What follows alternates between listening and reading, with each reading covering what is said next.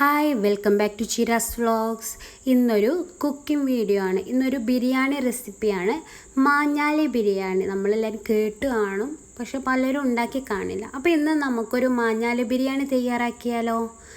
അതിനായിട്ട് ഞാനിവിടെ 1 കിലോ ചിക്കന് കഴുകി വൃത്തിയാക്കി എടുത്തിട്ടുണ്ട്. ഇനി ഇതിലേക്ക് നമുക്കൊന്ന് മസാല തേച്ചെടുക്കാം. ഇതിലേക്ക് നമ്മൾ കൂടുതൽ മസാലകളൊന്നും ചേർക്കുന്നില്ല. മഞ്ഞൾപ്പൊടി ഒരു 1/4 ടേബിൾ സ്പൂൺ ചേർത്ത് കൊടുത്തു.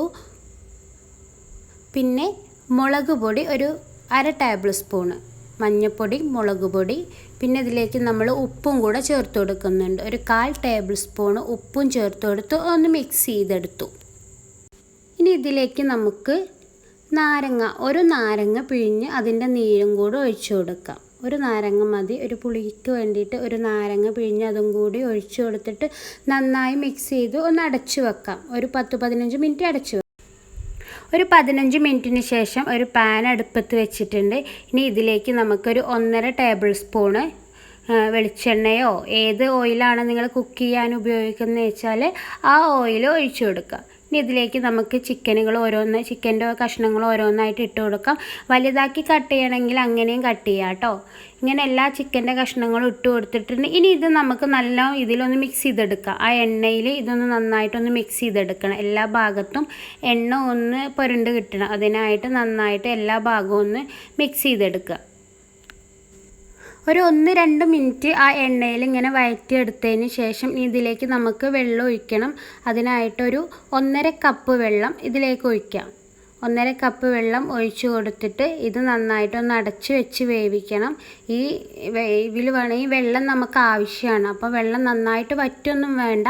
ഒരു 10 മിനിറ്റൊക്കെ വേവിച്ചാൽ മതി കേട്ടോ. കൂടുതൽ വെന്ത് കഴിഞ്ഞാൽ ഉടഞ്ഞു പോവും. ഇനി ഇത് നമ്മൾ വറുത്തെടുക്കും കൂടെ ചെയ്യും. അപ്പോൾ ഒരു 10 മിനിറ്റ് ഒരു ലോ ഫ്ലെയിമിലിട്ടൊന്ന് വേവിച്ചെടുക്കുക. ഒരു 10 മിനിറ്റിന് ശേഷം തുറന്ന് നോക്കി. ഇപ്പോൾ നല്ല വെന്തിട്ടുണ്ട്, ചിക്കനൊക്കെ നന്നായിട്ട് വെന്തിട്ടുണ്ട്. ഇനി ഇതിലത്തെ വെള്ളം നമുക്കൊന്ന് വേറൊരു പാത്രത്തിലേക്ക് മാറ്റിയെടുക്കണം. ഇതിലുണ്ടായിരുന്ന നീര് ചിക്കൻ്റെ നല്ല ഫ്ലേവർ ഇറങ്ങിയൊരു നീരാണത്. അത് നമുക്കൊരു പാത്രത്തിലേക്ക് മാറ്റിയെടുക്കാം. ഇപ്പോൾ വെള്ളമൊക്കെ വേറൊരു പാത്രത്തിലേക്ക് മാറ്റി വെച്ചിട്ട് ചിക്കൻ മാത്രമായിട്ടുണ്ട്. ഇത് നമുക്കൊന്ന് പൊരിച്ചെടുക്കണം. പൊരിച്ചെടുത്താൽ ഒന്നും കൂടെ ടേസ്റ്റ് കൂടും. അപ്പോൾ ഇതൊന്ന് നമുക്ക് പൊരിച്ചെടുക്കണം. ഇതിനായിട്ട് ഞാനൊരു 6 ടേബിൾ സ്പൂൺ ഓയിൽ ഒഴിച്ചിട്ടുണ്ട്. 6 ടേബിൾ സ്പൂൺ ഓയിൽ ഒഴിച്ചിട്ട് ഇത് മറിച്ചും തിരിച്ചിട്ട് വേവിച്ചെടുക്കുകയാണ് കേട്ടോ.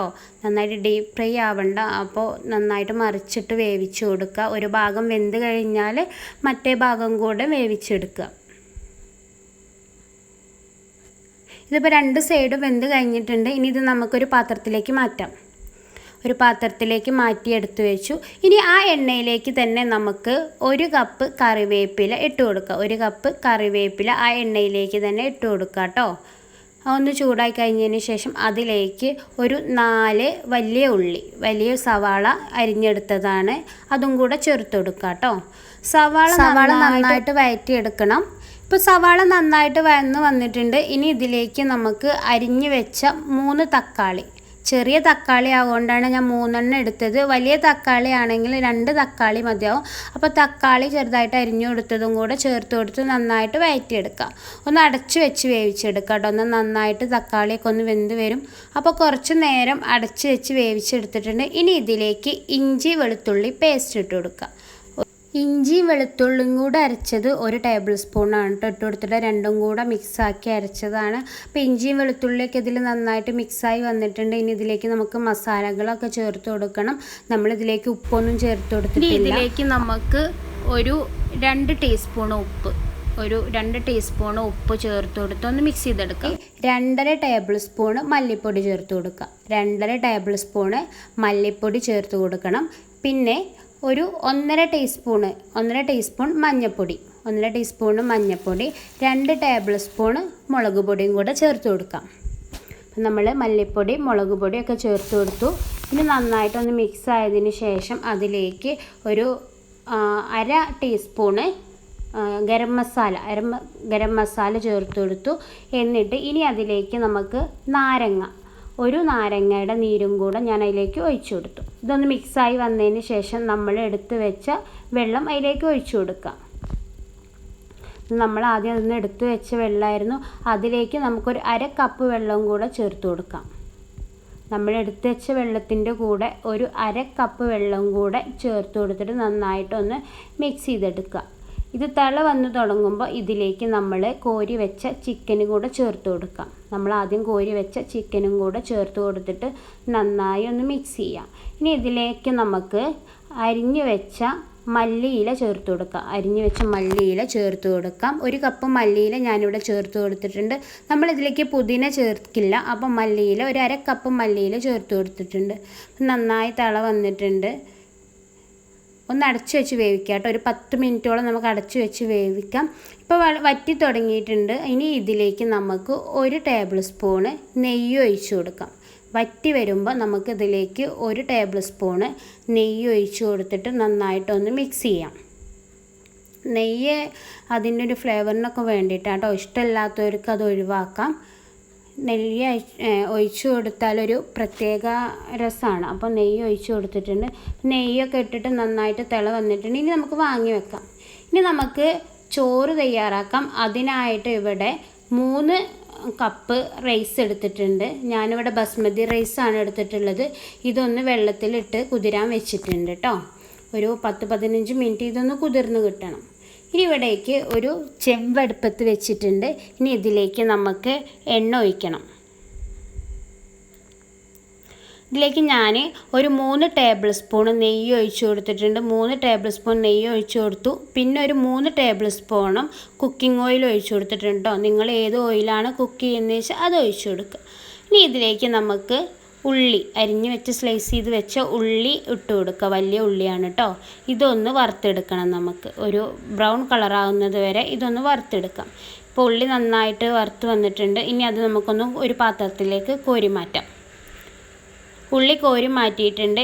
ഇനി ഈ എണ്ണയിലേക്ക് നമുക്ക് 2 കറുകാപ്പട്ടയുടെ ഇല, 2 പട്ട, ഒരു 4 ഏലക്ക, ഒരു 4 ഗ്രാമ്പു എന്നിവ ചേർത്ത് കൊടുക്കാം. പിന്നെ ഇതിലേക്ക് 1 ടേബിൾ സ്പൂൺ വലിയ ജീരകം കൂടെ ചേർത്ത് കൊടുത്തിട്ട് നന്നായിട്ടൊന്ന് വറുത്തെടുക്കാം.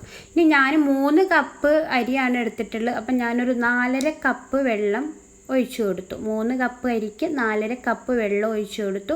ഇനി അതിലേക്ക് പാകത്തിന് ഉപ്പും ചേർത്ത് കൊടുത്തു. അപ്പം നന്നായിട്ട് ഉപ്പ് ചേർത്ത് കൊടുത്ത് നന്നായിട്ട് തിള വന്നിട്ടുണ്ട്. ഈ തിള വന്ന് വരുമ്പോൾ നമ്മളിതിലേക്ക് നമ്മൾ നേരത്തെ സോക്ക് ചെയ്യാൻ വെച്ച അരിയില്ല, അത് നന്നായിട്ട് വെള്ളം വാർത്തെടുത്തിട്ട് ഇതിലേക്ക് ഇട്ട് കൊടുക്കണം. വെള്ളം നന്നായിട്ട് വാർത്തെടുത്തിട്ട് ഇതിലേക്ക് ഇട്ട് കൊടുക്കുക.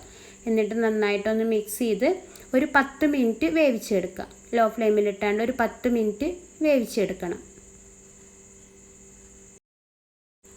ആ 10 മിനിറ്റിൻ്റെ മുന്നേ ഒന്ന് തുറന്ന് നോക്കിയിട്ട് നല്ല തിള വന്നിട്ടുണ്ടാവും, വെള്ളം വറ്റാനായിട്ടുണ്ടാവും. അതിലേക്ക് നമുക്ക് അരിഞ്ഞ് വെച്ച ക്യാരറ്റ് ഇട്ട് കൊടുക്കണം കേട്ടോ. അതിലേക്ക് ക്യാരറ്റ് ചേർത്ത് കൊടുക്കണം. ഞാനിവിടെ ചെറുതായിട്ട് അരിഞ്ഞ് വെച്ച ക്യാരറ്റ് 1 കപ്പ്, ഒരു വലിയ ക്യാരറ്റ് ചേർത്ത് കൊടുത്തിട്ടുണ്ട്. ഇനി ഇത് നന്നായിട്ടൊന്ന് മിക്സ് ചെയ്തെടുക്കാം നമുക്കതിൽ. അപ്പോൾ ക്യാരറ്റ് നന്നായിട്ട് മിക്സ് ചെയ്തെടുത്തിട്ടുണ്ട്. ഇനി ഇതിന് ചോറിനൊരു മഞ്ഞ നിറം കിട്ടാൻ വേണ്ടിയിട്ട് ഞാനൊരു 1/4 ടീസ്പൂൺ മഞ്ഞൾപ്പൊടി കലക്കിയതും കൂടെ ഒഴിച്ചു കൊടുത്തു കേട്ടോ. ഒരു 1/4 ടീസ്പൂണ് ടേബിൾ സ്പൂൺ അല്ല, ടീസ്പൂണ് മഞ്ഞൾപ്പൊടിയും കൂടെ ചേർത്ത് കൊടുത്തു. ഇപ്പോൾ നമ്മുടെ ചോറ് നന്നായിട്ട് വേവായിട്ടുണ്ട്. അതിൻ്റെ മുകളിലേക്ക് നമ്മൾ കോരി വെച്ച ഉള്ളിയും കൂടെ ഒന്ന് ചേർത്ത് കൊടുത്തിട്ടുണ്ട്. ഒന്ന് ആവി പോയതിന് ശേഷം നമുക്കിതൊരു പ്ലേറ്റിലേക്കൊന്ന് മാറ്റിയെടുക്കണം. അപ്പോൾ നമ്മുടെ ബിരിയാണി ഇവിടെ ആവിയൊക്കെ പോയി റെഡി ആയിട്ടുണ്ട്. ഇനി ഇത് നമുക്കൊരു പാത്രത്തിലേക്ക് സെർവ് ചെയ്യാം. അതിനായിട്ട് ഞാൻ ഒരു ബൗൾ എടുത്തിട്ട് അതിലേക്ക് നമ്മൾ വറുത്ത് വെച്ച ഉള്ളിയും അതുപോലെ തന്നെ മല്ലിയിലയും കൂടെ ചേർത്ത് കൊടുത്തിട്ടുണ്ട്. ഇതാണ് നമ്മുടെ മാഞ്ഞാലി ബിരിയാണി ഇവിടെ റെഡി ആയിട്ടുണ്ട്. അപ്പോൾ ഈ റെസിപ്പി എല്ലാവർക്കും ഇഷ്ടപ്പെട്ട് കാണുമെന്ന് വിചാരിക്കുന്നു. അപ്പോൾ ഈ റെസിപ്പി ഇഷ്ടപ്പെട്ടാൽ എല്ലാവരും ഒന്ന് ട്രൈ ചെയ്യുക. നല്ല ടേസ്റ്റ് ഉണ്ട്. അപ്പോൾ നിങ്ങൾക്കിത് ഇഷ്ടപ്പെട്ടെന്നുണ്ടെങ്കിൽ നിങ്ങൾ ലൈക്ക് ചെയ്യുക, ഷെയർ ചെയ്യുക, അഭിപ്രായങ്ങൾ അറിയിക്കുക. കൂടെ ചാനൽ ഇതുവരെ സബ്സ്ക്രൈബ് ചെയ്തിട്ടില്ലെങ്കിൽ ഒന്ന് സബ്സ്ക്രൈബ് ചെയ്യുകയും ചെയ്യുക. Thank you for watching. By.